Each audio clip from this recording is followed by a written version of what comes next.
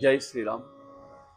ఓ విద్యార్థి, మనకి ఇక్కడ చాలామంది పేరెంట్స్కి పిల్లలకి ప్రతి వారికి కూడా నేను చాలాసార్లు చెప్పాను.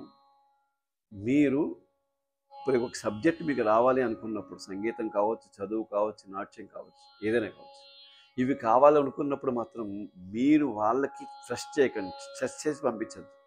వాళ్ళందరూ వాళ్ళకి ఇంట్రెస్ట్ రావాలి. ఇప్పుడు ఉదాహరణకి సబ్జెక్టు చదువులో వాడికి ఇది ఇష్టం, ఇంజనీరింగ్ చేయడం ఇష్టం, ఇంజనీరింగ్ డాక్టర్ చేయడం ఇష్టం. మన స్తోమత లేకపోతే దానికి ఇంకా ఇంకా ఏ యాక్షన్స్ ఉన్నాయి, వాడు ఏం చేస్తానని ఇంట్రెస్ట్ ఉందో చేయించాలి. తప్ప మన మన మన వాడి మన ఇలాగే చేయాలి, మా పక్కవాడు ఎలా చేసాడు, మా తమ్ముడు ఇలా చేసాడు, మా వాళ్ళ అబ్బాయిని ఎలా చేసి, ఇవన్నీ ఆలోచన వద్దు. ఒకటి, వాడి ఇంట్రెస్ట్తో మనకు కంపల్సరీ వాడి ఇంట్రెస్ట్ మనం చూసుకోవాలి. అప్పుడే వాళ్ళకి మీరు ఏమి చెప్పినా కూడా తప్పనిసరిగా వాళ్ళకి మీకు మనం వాళ్ళందరూ సక్సెస్ కాగలుగుతారు.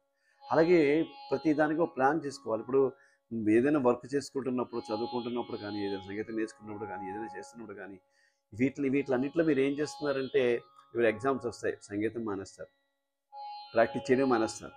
మరి ఇది ఇప్పుడు ఒక మీ లెక్కేసుకుంటే ఎల్కేజీ 2 ఇయర్స్, 10th క్లాస్ వరకు 10 ఏళ్ళు, 12 ప్లస్ ఇంటర్మీడియట్ 2 ఇయర్స్, ఎన్నేళ్ళు 14 ప్లస్ 4 ఏళ్ళు ఇంజనీరింగ్ 18 ఏళ్ళు.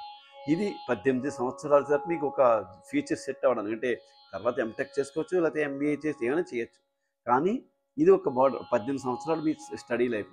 ఈ 18 సంవత్సరాల స్టడీ లైఫ్లో మీరు రోజుకి 6 గంటలు, 7 గంటలు స్కూల్ అవర్స్ అని, కాలేజ్ అవర్స్ అని, మన హోంవర్క్ అవర్స్ అని కంపేర్ చేసుకుంటే రోజుకి మనం ఎంత ఉపయోగిస్తున్నాం అంటే, దగ్గర దగ్గర స్కూల్ టైమ్స్ మన హోంవర్క్ ట్యూషన్ ఇవన్నీ చూసుకుంటే ఒక 10 అవర్స్, మినిమం 8 9 అవర్స్ ఉంటాయి.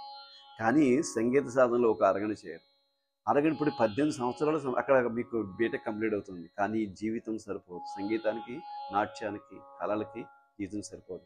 అటువంటి జీవితం సరిపోని దాన్ని మనం టచ్ చేసి వదిలేస్తే మనకి ఎట్లా వస్తుంది? కాబట్టి దీనికి కంపల్సరీ ఒక 18 సంవత్సరాలు చదువుకుని ఉంటే మనం ఎలాగా ఒక 8 గంటలు 9 గంటలు చేస్తున్నాము, 8 గంటలు 9 గంటలు చేయక్కలేదు.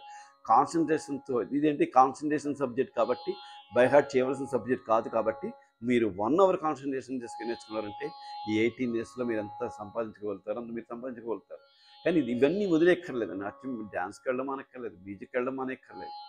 అలాగే వీళ్ళకి మన ప్రతి మనిషికి కూడా స్కూల్లో ఒక ఫీజు పే చేస్తున్నాం కదా, అలాగే వాళ్ళకి ఒక డిమాండింగ్గా వాళ్ళు నేర్చుకుంటున్నాం కదా అని ఇక్కడ కూడా చాలామంది డ్యాన్స్ నేర్చుకున్నా, మ్యూజిక్ నేర్చుకున్నా కూడా ఒక డిమాండ్ఫుల్గా, నాకు ఇన్ని క్లాసులు, 8 క్లాసులు, 10 క్లాసులు, ఎన్ని క్లాసులు ఇన్నే చెప్పారు, మాకు మరి ఫీజు తక్కువ ఇవ్వచ్చా అని ఈ ఆలోచనలు ఫీజు కాయల కలెక్షన్ వేస్తున్నారు. కానీ పిల్లలకి ఎంతవరకు నేర్చుకుంటున్నారు? ఒక్క పేరెంట్ అయినా పిల్లలకి అయ్యి మా పిల్లకి ఏం చెప్పారైనా, మా పిల్లకి ఈ అమ్మాయి ఈ డాన్స్, ఈవిడ టీచర్ ఈ డాన్స్ ఏం నేర్పించారు, ఏమైనా అబ్జర్వ్ చేసుకుంటున్నారా? చేసుకోరు. కానీ క్లాస్ తక్కువైసరికి క్లాస్ కౌంటింగ్లో ఉంటుంది. ఇవి కాదండి ముఖ్యం మనకి.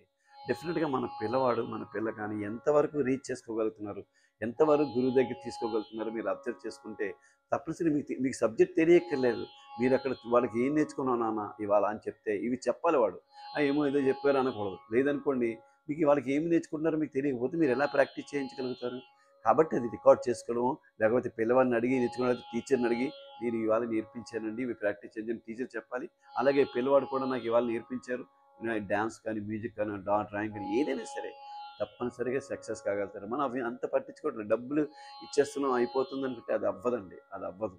డబ్బులు ఇచ్చే కన్నా ముఖ్యమైనవి ఏంటంటే ఎంతవరకు వాళ్ళు నేర్చుకుంటున్నారు, ఎంతవరకు వాళ్ళు రిసీవ్ చేసుకుంటున్నారని మీరు చూసుకోగలిగితే, గురువు కూడా ఎంతవరకు చెప్పగలుగుతున్నారు వాళ్ళు.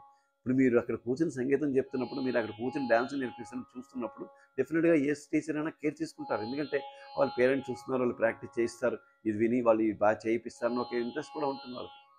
కాబట్టి ఇవన్నీ ఆచరించుకొని మనం మనం చదువులోని అన్నింటిలో, నేను సంగీతంలో ప్రతి సబ్జెక్టు మనం ఇంప్రూవ్మెంట్ చేసుకోగలుగుతాం.